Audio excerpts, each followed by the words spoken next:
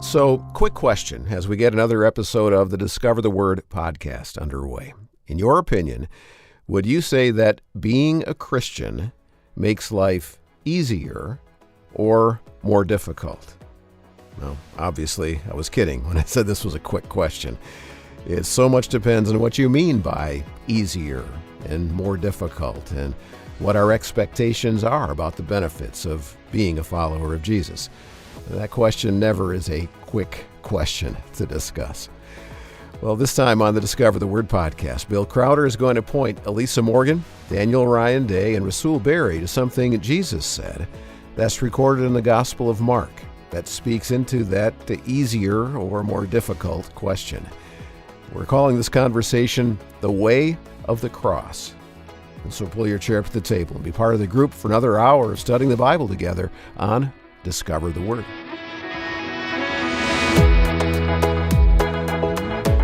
And this is Discover the Word Bible Engagement for Life from Our Daily Bread Ministries. We take a group approach to exploring topics and passages that inform the way we read the Scriptures, challenge us as we live our lives as followers of Christ, and always point us to discover Jesus in the story and wisdom of the Bible. And so over the course of this episode, Bill and Elisa and Daniel and Rasul are going to be in the Gospel of Mark, chapter 8, focusing on a key statement Jesus made that needs to shape our expectations and our perspective of what it means to be a Christian, and in a sense, what we're signing up for when we say we're going to follow Christ. I think it'll help us better answer that question about whether being a Christian makes life easier or more difficult. It really is a complicated question. All right, so it looks like the group's ready on this end. And so if you are, let's get this study called The Way of the Cross started. Bill? Are you familiar with a book by Dietrich Bonhoeffer entitled The Cost of Discipleship? Yes. Yeah. So. Mm-hmm. Well, it's a challenging read. And one of the things that it challenges is that when people say, come to Jesus and you'll have an easy life, they're lying. There is a cost to being a follower of Jesus. There's a cost to being a disciple of Christ.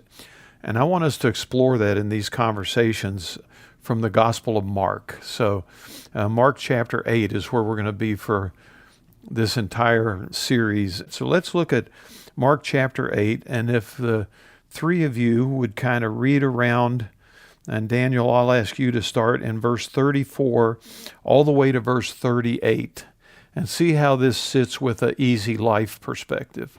And he, Jesus, summoned the crowd with his disciples and said to them, "If anyone wishes to come after me, he must deny himself and take up his cross and follow me.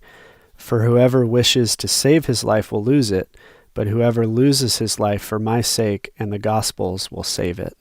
For what does it profit a man to gain the whole world and forfeit his soul? For what will a man give in exchange for his soul?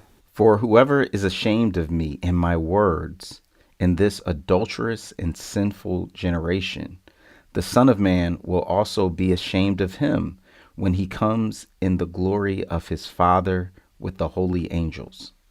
I want us to, first of all, get some context for this. We've talked before that, at least the way I view the Gospel of Mark, in the middle of it is right here in Mark chapter 8, there's what I call kind of a continental divide where everything the first half of the book works up to that and everything in the second half works down from that.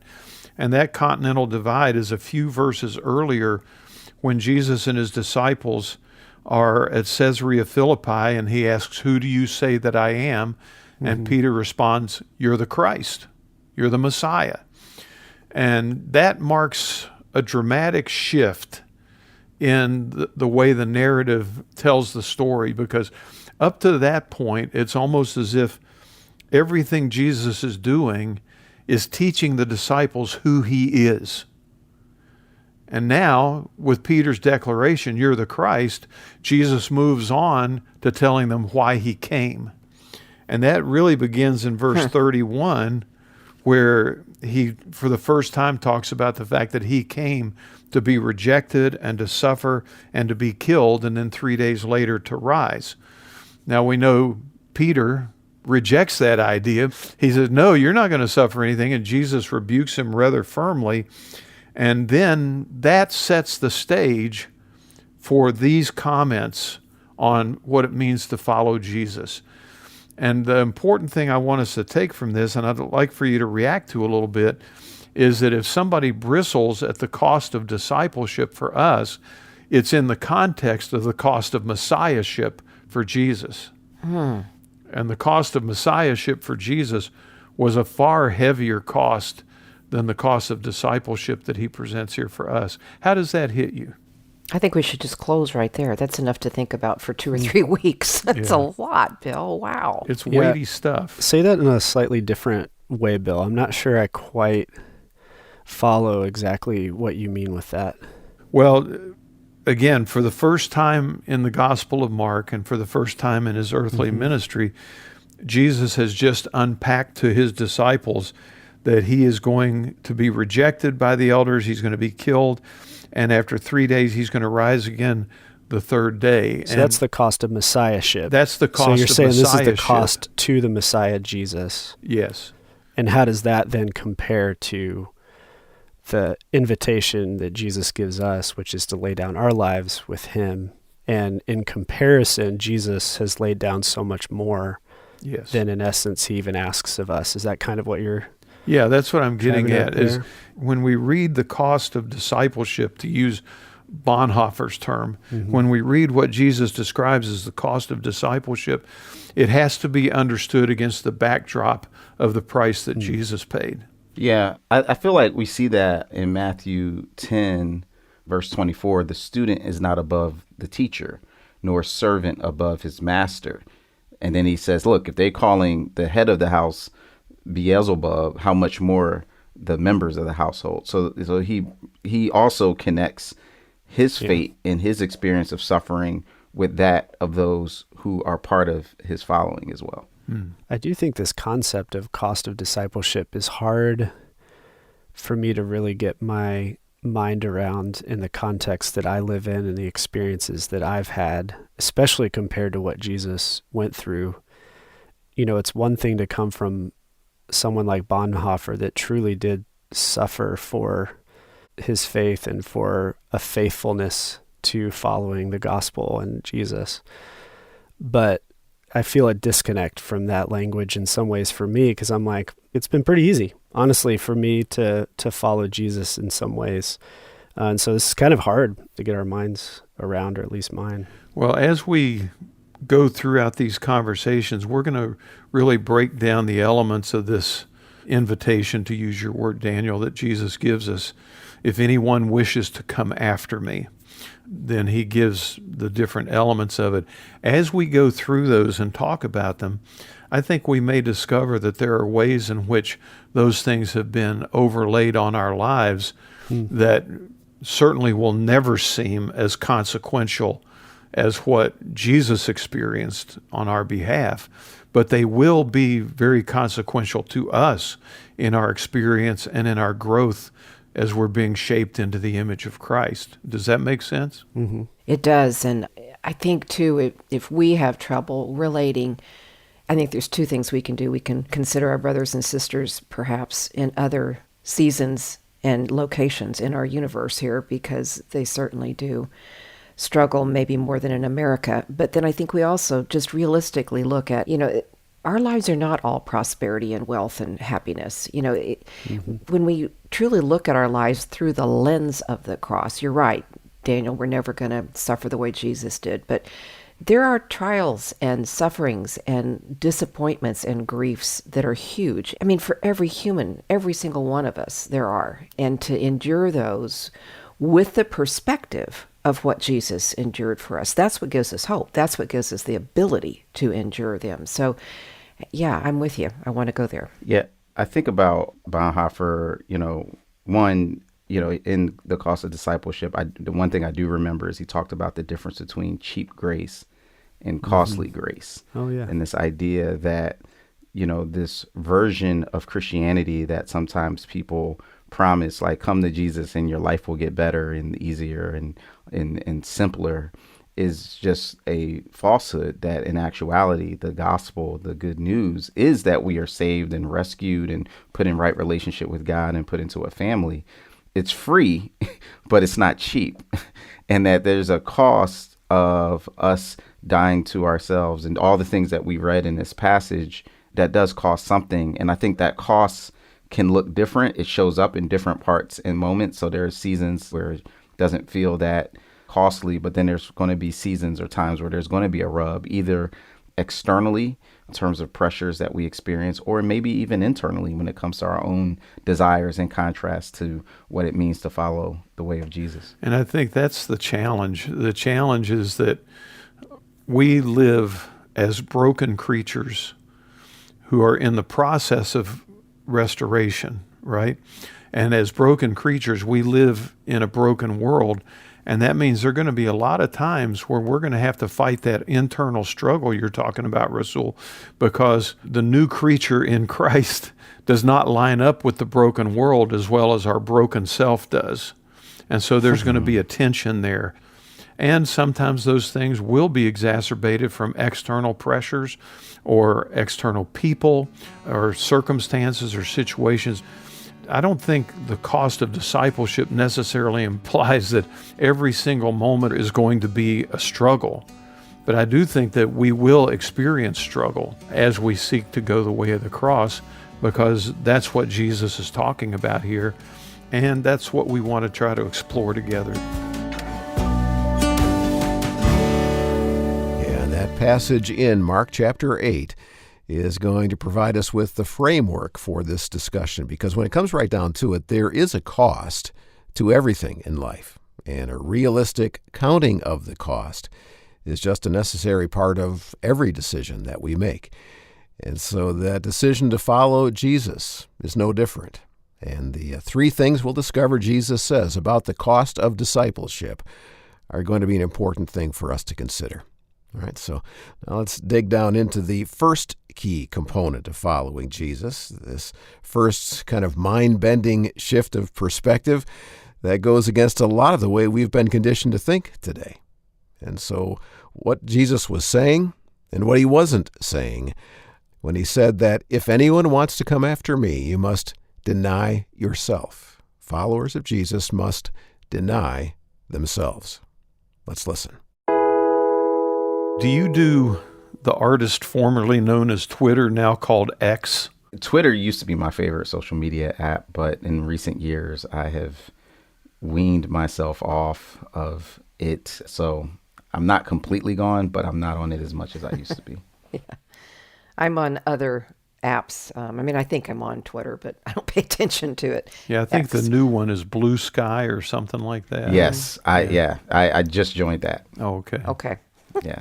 I think I'm the youngest one here, and I'm like, blue what? I don't know what that is. Well, I'm the oldest one here, and I don't know sorry. either. I just know the word. I mean, it's Daniel, Blue Sky. you're not a social media dude. You're like a social media dude. That's true. Well, on Twitter, one of the characteristics of X is that people have followers.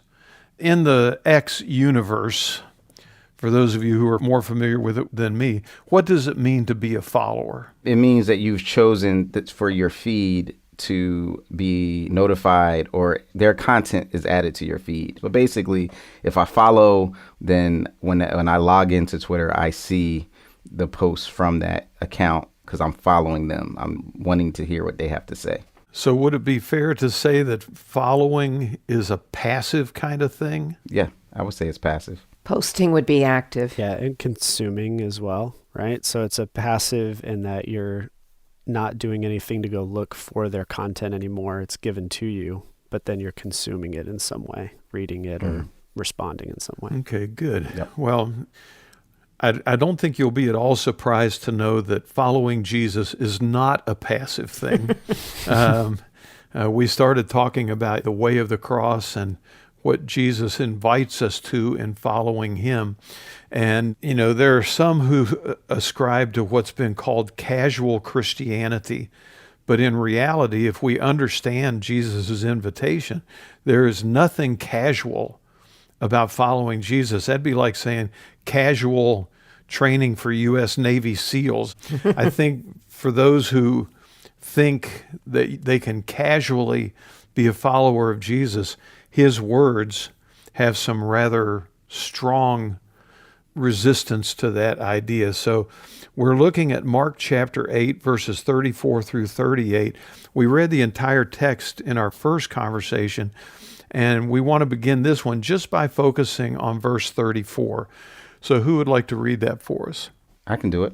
Okay. And he summoned the crowd with his disciples and said to them, "If anyone wishes to come after me, he must deny himself and take up his cross and follow me. For whoever wishes to save his life will lose it, but whoever loses his life for my sake and the gospel's will save it. For what does it profit a man to gain the whole world and forfeit his soul?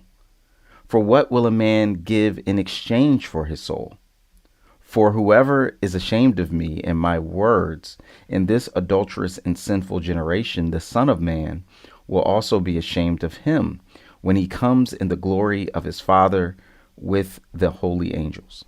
Yeah, yesterday we talked about the fact that we're broken creatures in the process of restoration who are living in a broken world. And I think it's very helpful to see that in verse 38 there, Jesus acknowledges the brokenness of the world that we live in. He describes it as an adulterous and sinful generation, and that's pretty broken right there. So let's focus our attention again on verse 34.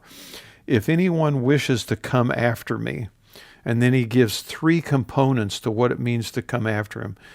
What's the first one? Deny. He must deny himself. self. Yeah. That is a big statement, because part of our brokenness is that we're hardwired to put self first, look out for number one, all that kind of stuff. But in a world that is bent toward self-centeredness, Jesus calls us to self-denial. And that's a huge, huge challenge all by itself right there. And it's confusing, too, because when we think about it, we think about not eating or not sitting in first class somewhere. It's like choosing suffering. And it's like almost the self-flagellation of, I'm going to deny myself, and be closer to God. There's a self-martyrdom in it. And I don't think that's what it says, is it?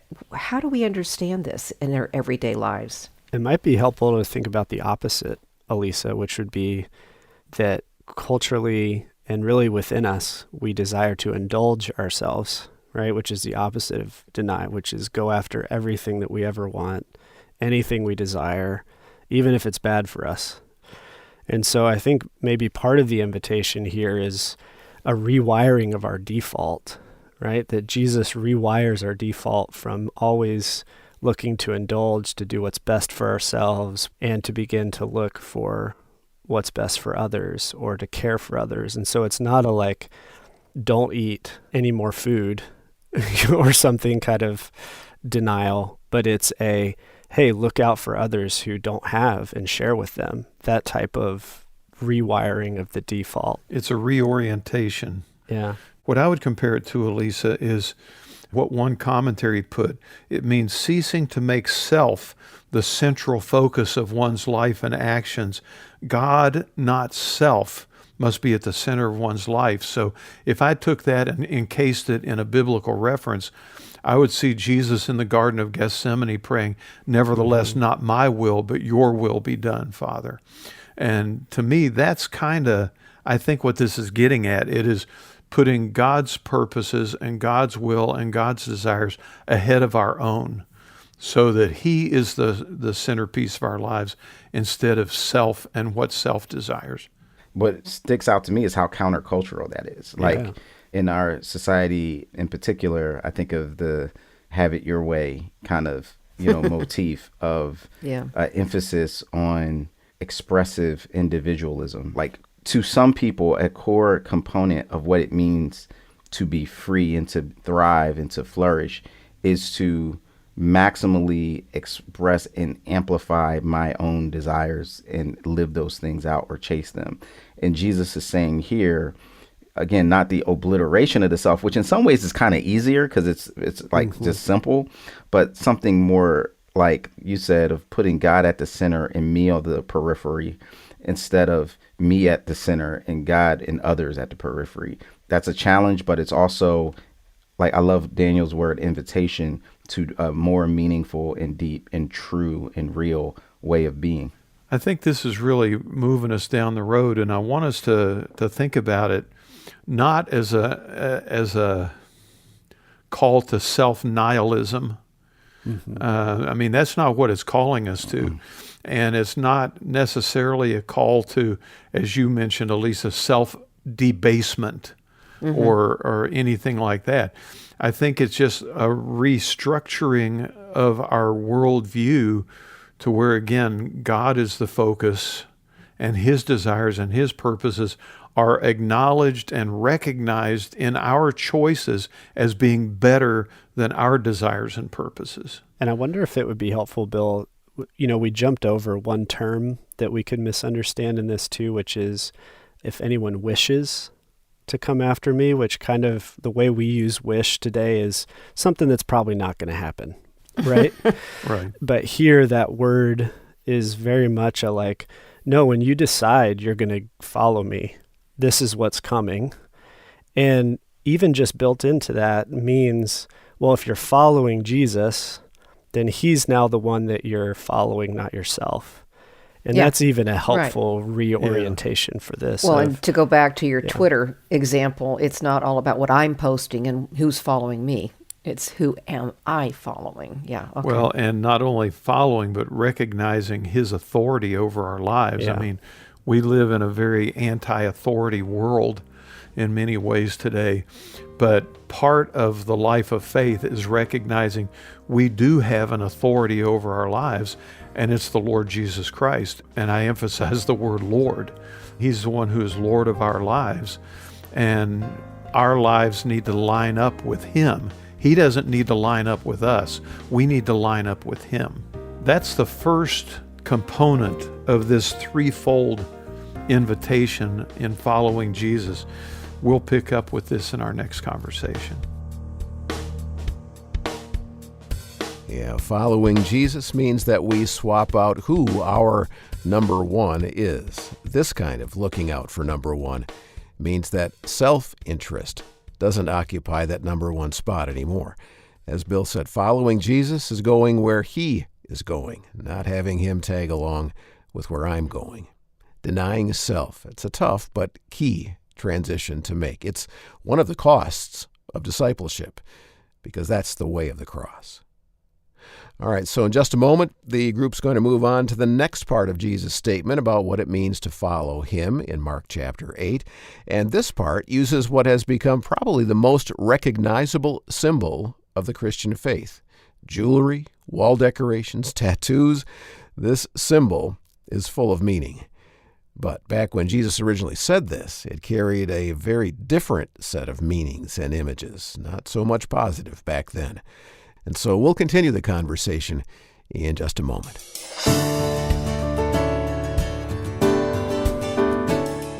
Now, as we've been talking about the way of the cross and some of the costs Jesus said came with being his followers, we've mentioned Dietrich Bonhoeffer's book, The Cost of Discipleship, which describes the radical and costly commitment of following Jesus. And we feel like it would be a great companion to our conversations about the challenges of following Jesus.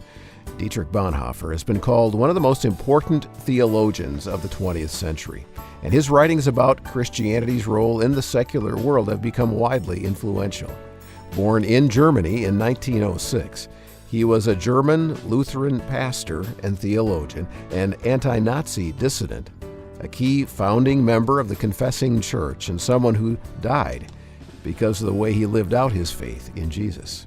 Maybe you've read his biography or you've seen the movie about his life that came out just a couple of years ago. I think it'd be an important thing for you to read his book on the cost of discipleship. We'll provide a link to where you can purchase a copy of The Cost of Discipleship in our show notes for this week at discovertheword.org. And of course, you can always search for the book online. Many of the online booksellers have it as well. The Cost of Discipleship, written by Dietrich Bonhoeffer.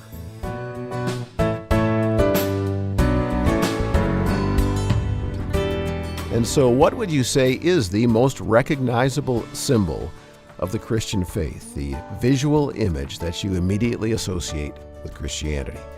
Well, I think most everyone would say the cross. The cross is the central symbol of Christianity, representing both the crucifixion of Jesus and then also the themes of sacrifice and redemption and love. And so in this next segment, let's explore why Jesus says those who follow him must take up their cross. In our last conversation, we focused in on verse 34 of Mark chapter 8. And Daniel, just to kick us off, would you give us verse 34 again? Sure thing. And he, Jesus, summoned the crowd with his disciples and said to them, "If anyone wishes to come after me, he must deny himself and take up his cross and follow me." Okay. Now, in our last conversation, we focused on what it means to deny self. And kind of where did we land on that in our conversation? Well, mainly that God's where we focus, not me. So we move from a me to a him, from a me to a God-centered way of living. And, one thing we didn't say, but I also was hearing it through our words, Daniel, I think you said it at one point, was it's an other-centered as well. It's a communal-centered, so it's not about me. It's about what does God want? What does he want in my world?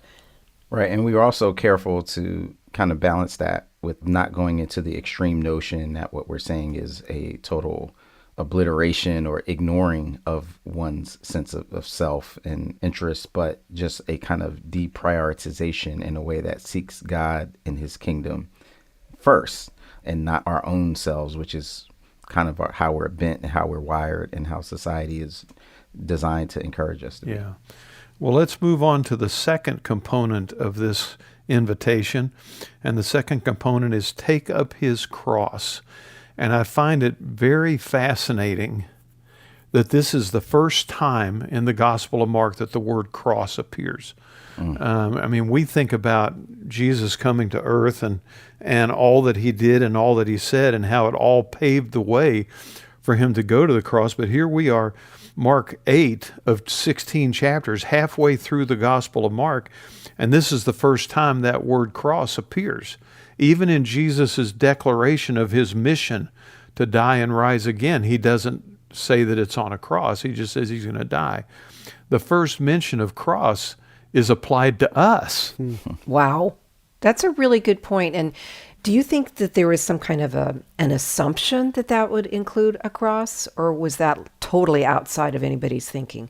I want us to think about that for a few minutes. I want us to think about, you have here, it says, he summoned the crowd and the disciples. Yeah. So you've got his inner circle of 12, and then you've got kind of the multitudes that some are following maybe very fervently, others maybe more casually. But he summons all of them together, and he hits them with the word cross. Now, in a first century country that is under Roman occupation, how do you think they hear that? Well, what we know is the cross was a form of state-sanctioned execution designed to be shameful, public, and really a warning to anybody else not to get out of line. So it would seem to be the last thing that anybody would want to be associated with. And I think sometimes we have to kind of take that step back, because in a day where we wear crosses around our necks or, have them on our walls, that there's this significance of the symbol post Jesus's execution and resurrection that we have that back then, before it, was not even in anybody's radar. It would be, like a form of violence and shame that no one would want to touch. Yeah. And it was also used to especially put down any kind of uprising or revolt and publicly display all of the people that were trying to overthrow Rome in a way that was gruesome and shows what happens when you come against the empire. For example, between 103 and 76 BC. So before Jesus shows up, 800 rebels were crucified. So that's one of the stories that the crowds and others would have had in their imagination as they think about this. So there is a lot of context that that word would have had to those who were listening. And it's interesting that it follows deny yourself, because denying yourself, as we've been talking about it, really means to look at God. But there is this way in which we give up any kind of a hold on a good reputation. Mm-hmm. And then take up our cross. So if we're going to deny ourselves and instead honor God and then take up our cross, it's like we're going to take on the identity that's going to be a criminal identity, that's going to be a suffering one, that's going to be a rejected one. I'll add another layer to that. I think you're onto something there, Elisa. One commentary said to take up one's cross was to demonstrate publicly one's submission and obedience to the authority against which he had previously rebelled. And I think that that's interesting because, again, before coming to Christ, all of us, the Bible says, were rebels against God. And in this sense, that one writer is saying it's almost as if the cross is the symbol of God's authority over your life, even though it was a torture and execution instrument in the way that it was used by Rome to not only gain control, but to maintain control over the people. So there's a way in which almost we give up our identity and take on his identity. Well, that's the whole point of salvation. I mean, Paul said, for whom he did foreknow, he also predestined to be conformed to the image of his own Son. And I mean, the whole point of the salvation experience is to rescue us from ourselves and help us become like him. And part of that journey, part of that process, is to take up our own cross. Notice he doesn't say, take up my cross. He says, take up your cross. Mm-hmm. And that may look different for each of us. What do you think? Yeah, it reminds me of Peter's story. And when I think about Peter, we realize that he denied Jesus in order to save himself initially. Aren't you with him? No, I don't know the man, 3 times. And then when Jesus makes eye contact with him, it says he weeps bitterly. Then we see in John at the end of the gospel, he gets restored by Jesus. Do you love me? Feed my sheep. Do you love me? And then according to church history, we're told that when Peter is finally, it's his turn to be martyred, he actually requests to be crucified upside down because he's not worthy of being crucified in the same manner of Jesus. And what I see in that trajectory, in that story, is this sense in which he went from seeing the hollowness and the grief of trying to save himself and not deny himself to seeing the glory of what it meant like to follow the way of Jesus, even to death, and doing so being fully alive in who he was meant to be. Yeah, it's really good. One more layer, too, that I think this could be saying is because it comes after deny himself and because the cross was so tied to trying to put down rebellions against the empire, it might also be Jesus warning them that if you actually follow me and deny yourself, you might as well just go ahead and accept the fact that this is going to go against what the empire wants, and you're going to be on a cross up here too. And so there's like an acknowledgement or an acceptance that this isn't going to be an easy thing and everybody's going to love you because you're following me. It's going to be the exact opposite. I'm going to be on a cross, and if you actually follow me, you're going to end up on a cross too. And so it's kind of accepting that as that's the reality of where this is going. And Jesus isn't shy about telling his disciples that. I mean, repeatedly in the Gospels, we have him telling them, people are going to persecute you. They're going to hate you for my sake. They're going to do things to you, and you're going to suffer for my sake. And that's part of what we signed up for, in a sense. I mean, Peter, in one of his letters, wrote, don't think it strange concerning the fiery trial that will try you. I mean, it's not a shock, it's an inevitability that goes along with following a counterculture Christ into the culture of this world around us. And as we continue these conversations, we're going to have one more element of this call to followership. But I think what we're seeing both in denying self and taking up the cross, I think what we're seeing is that the culture or religion or politics, none of that is our primary adversary in the life of faith. Our primary adversary is our own heart. And that's what we need to come to grips with as we seek to follow Jesus. We need to recognize that our own hearts are our biggest challenge, and it's only in the strength of the Holy Spirit that we can really address that problem in a meaningful way. And I think we'll see some more about that as we continue on. And the really good news for us too is that we get the advantage of seeing the whole story. Yeah, and that's so resurrection is on the other side of being crucified on the cross. And so when we go through that self-denial, accepting what this means for us, which is not just denying ourselves, but this isn't going to be popular. There's going to be a cost. There's going to be death. The promise that comes with that for us is that, yes, but we find an even better, eternal, full life on the other side of this denial. And that's really what makes it the gospel or good news. And that's why, and I was thinking the same thing. And Paul puts a beautiful bow on this in 2 Corinthians 4, verse 16. He says, "Therefore we do not lose heart. Though outwardly we are wasting away, yet inwardly we are being renewed day by day. For our light and momentary troubles are achieving for us an eternal glory that far outweighs them. So we fix our eyes not on what is seen, but what is unseen. For what is seen is temporary, but what is unseen is eternal."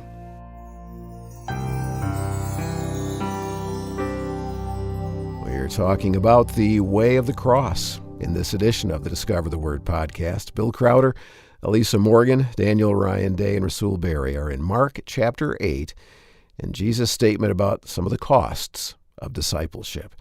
And that really is interesting that he would use the image of a cross at this point when talking to his disciples and inviting them to take up their cross and follow him. Now, for us today, that's become a really vivid image, hasn't it? And helpful for understanding what it means when we're a follower of Christ.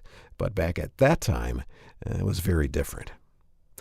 Now, since the advent of social media, that term, being a follower of, has taken on kind of a new meaning. And so in what ways is following someone on social media similar to what Jesus was talking about here? And in what ways is it not the same? Follow me. It's the next aspect of the way of the cross. Well, we've been spending these discussions on Mark chapter 8 and Jesus' call to discipleship, which Dietrich Bonhoeffer referred to as a costly discipleship because there's no such thing as cheap grace. It's free, but it's costly. And the cost of discipleship that Jesus issues to us in an invitation, we've seen the first two elements of it so far. One is to deny self, and the other is to take up our cross. And the last part is to follow him. And that's the part we want to talk about today. So just to kind of get our bearings again, Elisa, would you read verse 34 of Mark chapter 8 for us? Sure. And he summoned the crowd with his disciples and said to them, "If anyone wishes to come after me, he must deny himself and take up his cross and follow me." And follow me. Yeah. We kind of latched onto that idea a little bit when we were talking about X and having followers and all that kind of stuff. But there's a very real sense in which in the first century, discipleship to a rabbi included following him in a very real world setting. Anybody want to throw out some ideas of what was involved in that?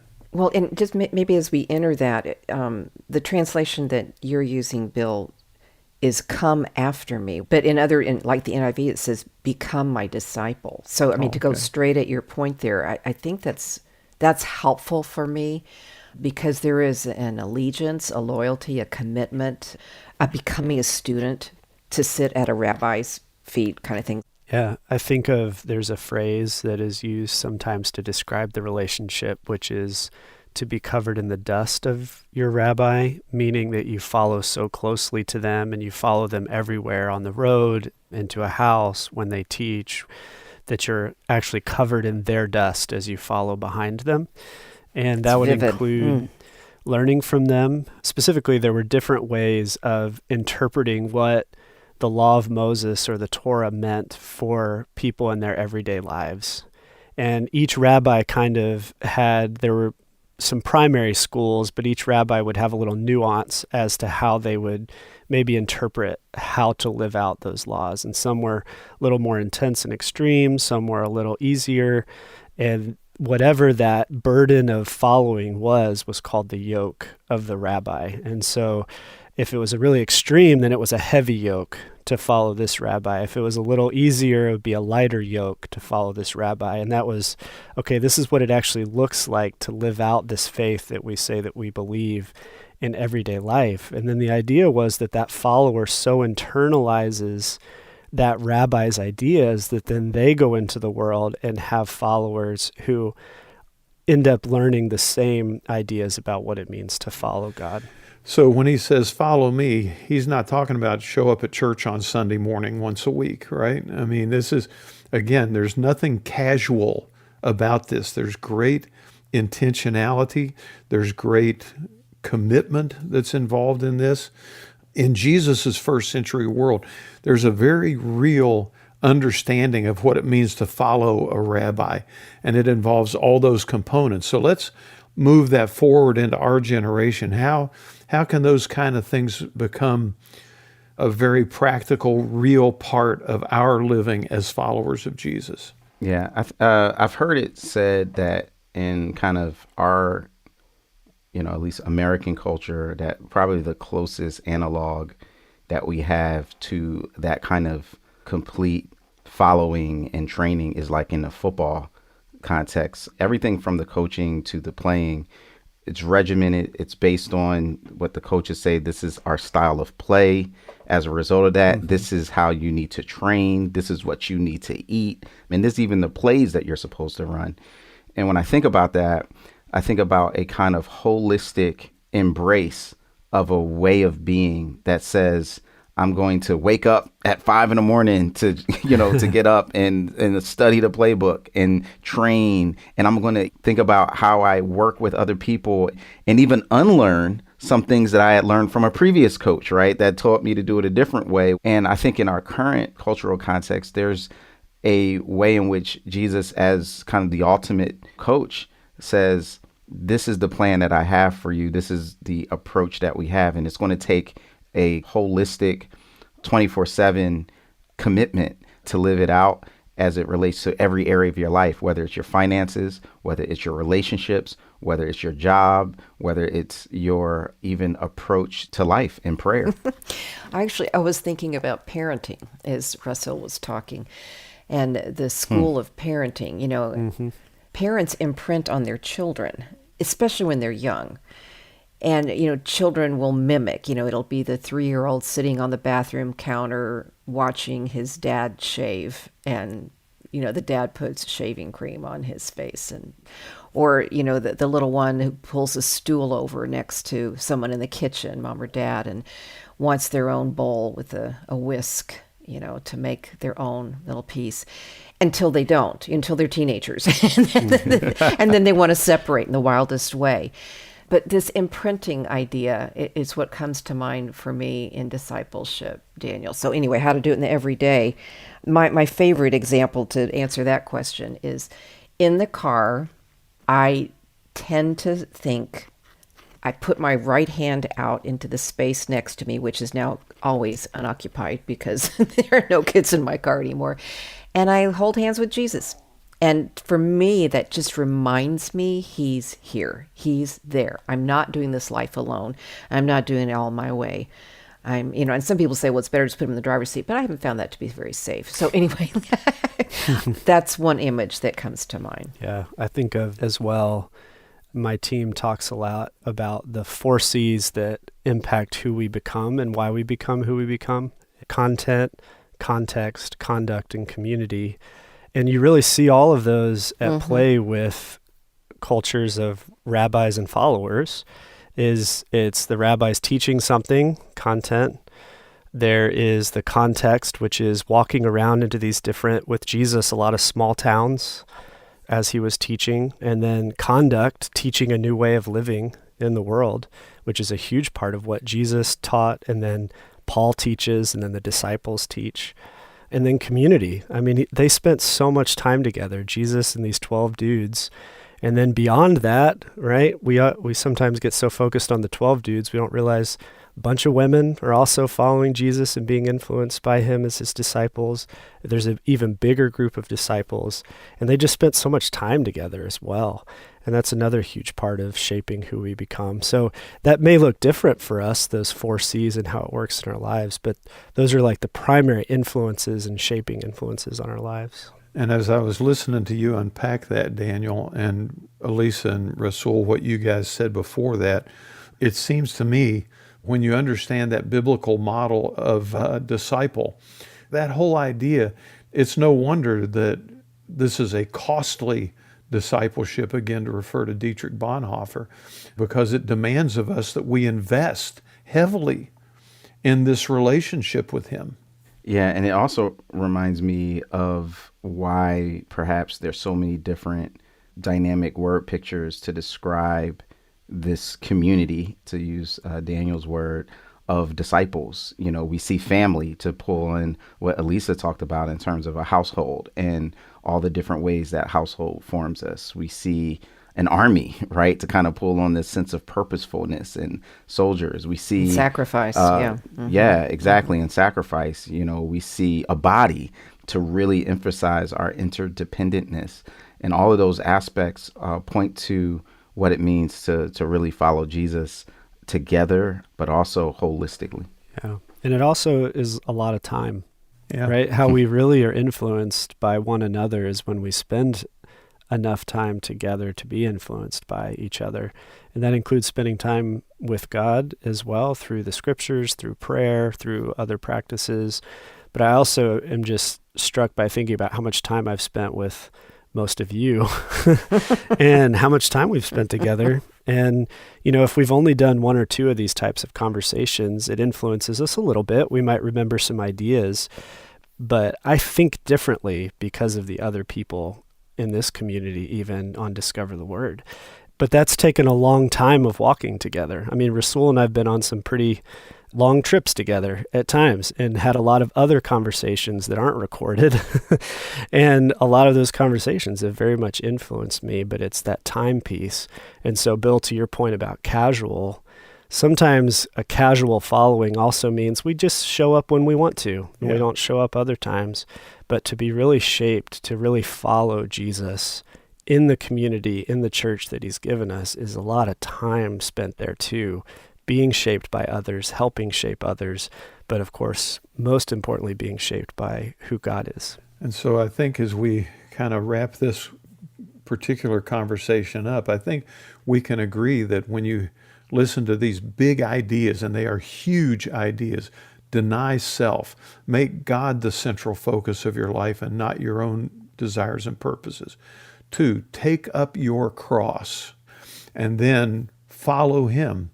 As a disciple, follow Jesus, to overlay that into our world and our generation and our experience, to be followers of Christ. I think it's really a lot easier now to see why true discipleship is a costly discipleship. There's nothing cheap about it. It's costly. And as Jesus paid a price to rescue us, we respond by accepting his invitation, even knowing that there's a cost involved. Yeah, this really is an important passage, isn't it? Full disclosure from Jesus. Whatever false impressions we may have developed about living life as a Christian, well, they didn't come from him. There is a cost. But taking the long view, it is a price that is worth paying. Our key verse for this study, Mark 8:34. If anyone wishes to come after me, Jesus said, he must deny himself, take up his cross, and follow me. That is the way of the cross.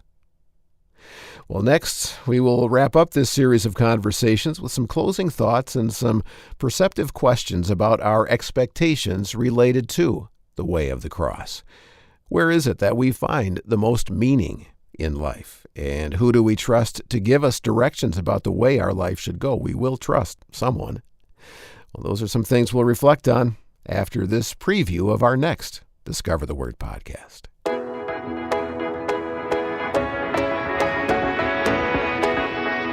Well, in our next episode of the podcast, the same crew is back at the table for a study that Elisa will be leading called A Trust Trial. A trust trial is a season of struggle, a specific season of struggle, okay, is how I'm defining it, where we have to put into practice what we believe about God.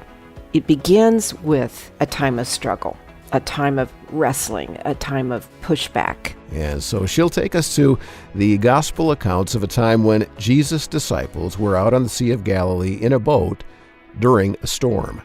Waves crashing, wind howling, rain pelting down. It was a terrifying experience in which Jesus asked them to trust Him. And so will they? Will we? When we hit the trust trials that we experience in life, crises that make us wonder where Jesus is, why He's allowing this.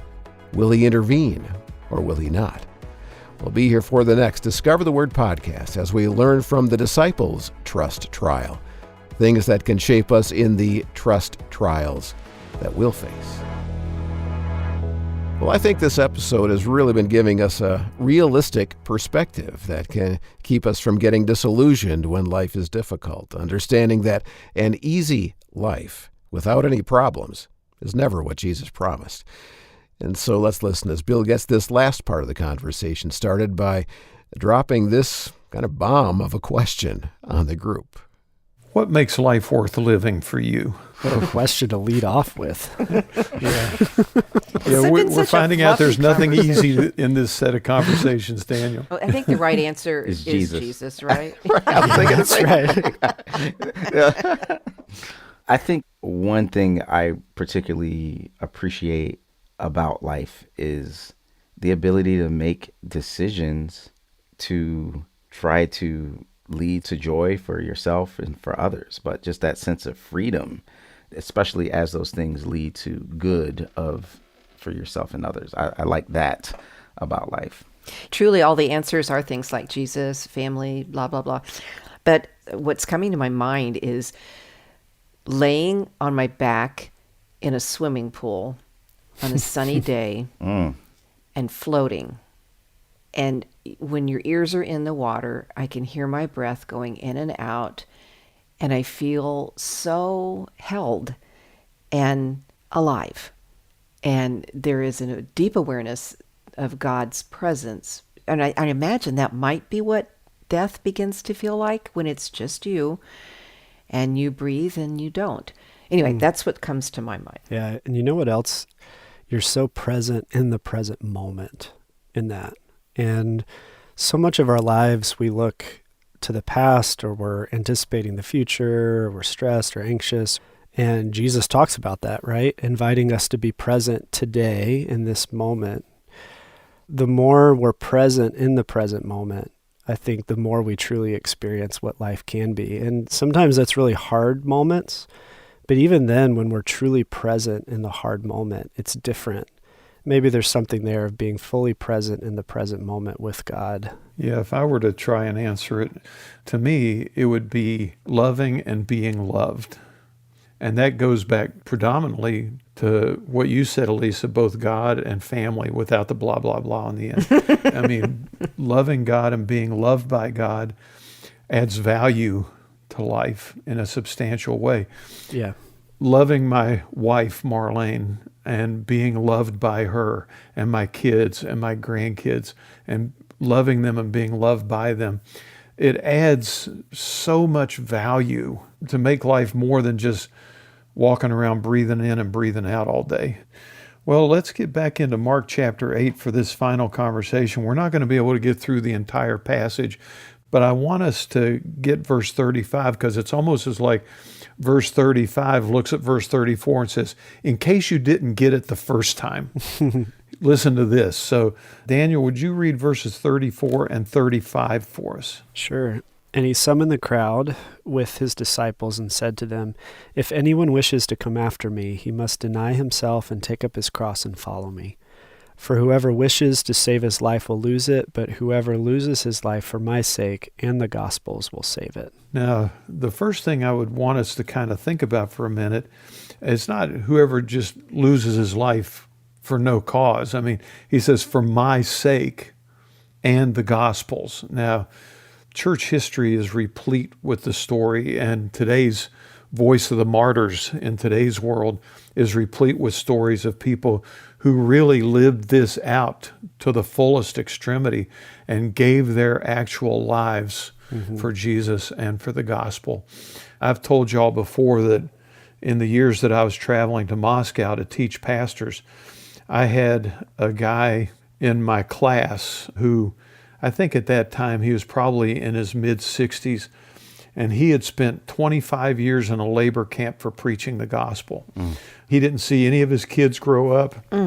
He came back from the labor camp, and they were all grown and gone and doing their own things, and they were all strangers. And he was willing to lose his life in that sense for the sake of the gospel.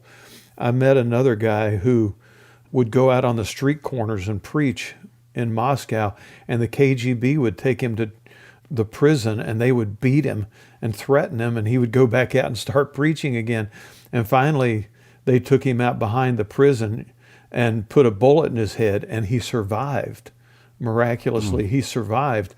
I'm not saying that those are the price tags that automatically come with the decision to follow Jesus. But what I am saying is when Jesus says, whoever wishes to save his life will lose it, but whoever loses his life for my sake and the gospel's will preserve it. That's a huge and weighty comment that deserves serious attention. You know, I'm thinking of several friends later in their lives, and they have had different kinds of tragedies hit them, and it's been tough. But I'm watching them resist God, which is a little bit different, you know. So, and why would they resist God? In other words, not deny themselves, not take up their cross, not follow Jesus. And I have great sympathy and compassion, but I think the work that they are afraid of is losing control. They want to resist being conformed to what they think religion looks like. They don't want to lose their individuality. And so in that way, that resistance keeps them from picking up. Because, you know, if we look at our lives, we are pretty comfy in the U.S. Most people, not everybody in the universe, for heaven's sakes, no. But this understanding of what a cross looks like is very hard for us to comprehend. But when I think of it, I just don't want to give up my way. I don't want to give up being independent, or I don't want to be one of those people who, you know, has the crutch of faith. Right. And I think that's why love is such an important foundation for us to understand who God is, right? John tells us in one of his letters that perfect love casts out all fear. And some of the fear of losing one's ability to make their decisions and you know, I even talked about choices, right? And feeling alive. And yet at the same time, Jesus says, who the Son sets free is free indeed. And so there's this aspect that the only possible best way to live this life that God has given us is to do so in sync with following him and taking up our cross. It reminds me of Jim Elliot. You know, he was a missionary who said he is no fool who gives what he cannot keep to gain what he cannot lose. And he lived that out, you know, in terms of even being martyred on the mission field. But that's a perspective that recognizes that there's something greater and there's someone greater who has my best interests at heart, even when it goes against my physical sense of safety and protection. Yeah, it's like a trust, and that's where faith comes in as well. And who is the object of our trust? And the invitation here, again, is the other side of death for the Christian is resurrection with Jesus. It's a better way of life. Not an easier way of life, but a better way of life. It's an eternal way of life. It's trusting our whole lives into someone's hands who actually has the perspective and the strength and the power and the control, and that God happens to be a good and loving God who wants what's best for us. And that is so much better of a way to live. So that, I think, especially that second part, right, will gain. Whoever loses his life for my sake in the Gospels will actually save it. That's because on the other side of death for the Christian is resurrection with Jesus. Yeah. Well, I think that I just really want to say, in one of the earlier conversations, Daniel talked about how he's been shaped by these conversations that we have together on Discover the Word, and all of us agree. We all benefit from one another. And I just want to thank you guys for diving into a very challenging subject and a very challenging word from Jesus in these conversations. And I'd like for us to just close by asking the Lord to help our friends who are listening and joining us at the table to process these things into our lives in a way that will please Him. So let's just close in prayer, okay? Our loving Heavenly Father, we thank you that you are good and that you do have good purposes for us, even when we're experiencing times of difficulty and challenge and pain. Lord, as we hear these words of Jesus, some of them feel harsh and challenging, and yet they are the way of the cross and they are the way to life. And I just pray, Lord, that you would help us to make you the central focus of our lives, not only so that we can walk more closely with you, but so that we can be more beneficial to those around us and those that we love. Lord, help us to follow Jesus, not just in a casual, flippant, easy believism way, but in a way that really seeks you to be the master of our lives in every way. In Jesus' name we pray. Amen. Amen. Thanks, Bill. A lot to think about coming out of this conversation about the way of the cross. Being aware that there is a cost that comes with being a follower of Jesus, but that it is a price worth paying.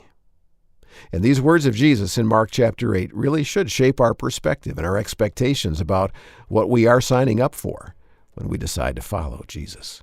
And of course, when we decide we're not going to follow, there's going to be a cost associated with that too. Well, Bill Crowder, Elisa Morgan, Daniel Ryan Day, and Rasul Berry are on the table with you for another session of engaging the Scriptures together on Discover the Word. Discover the Word is a group Bible study from Our Daily Bread Ministries in Grand Rapids, Michigan, in which we invite you to walk with us through topics and passages that inform the way we read the Scriptures, challenge us as we live our lives as followers of Christ, and always point us to discover Jesus in the pages of the Bible. Now, Discover the Word is part of Our Daily Bread Ministries, and our mission is to make the life-changing story and wisdom of the Bible understandable and accessible to people all around the world. And we do that in a number of ways. In addition to this radio program and podcast, we have devotionals and books and videos, and we also have unique programs that reach out to people with specific needs. One example is our Be a Light project in Indonesia, which distributes a solar light along with Bible engagement material to remote villages that don't have electricity. We're grateful for your support that makes that kind of thing possible. Get involved at discovertheword.org. Click the Donate button. That's up at the top of the page. Thanks. And thanks for listening. I'm Brian Headinga. Discover the Word is provided by Our Daily Bread